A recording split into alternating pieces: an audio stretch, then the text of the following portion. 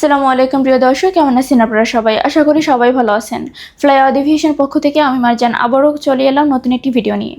প্রিয় দর্শক, সৌদি আরব এসেছে ডিরেক্ট সরাসরি তাফাউল আরবিয়া কোম্পানির ভিসা। এখানে আপনি একটি সেক্টরে কাজ করতে পারবেন, সেটা হচ্ছে ইনডোর ক্লিনার হিসেবে।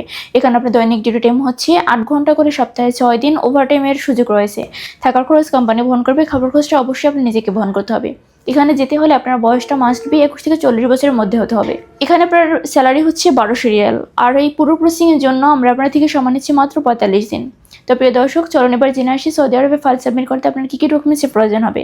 ফার্স্ট অফ অল লাগবে আপনার পাসপোর্ট, যার মেয়াদ অবশ্যই 2 ইয়ার্স হতে হবে। এনআইডি কার্ডের ফটোকপি লাগবে, পাসপোর্ট সাইজের 6 কপি ছবি লাগবে, যার ব্যাকগ্রাউন্ড সাদা অবশ্যই লাইভ প্রিন্ট হতে হবে।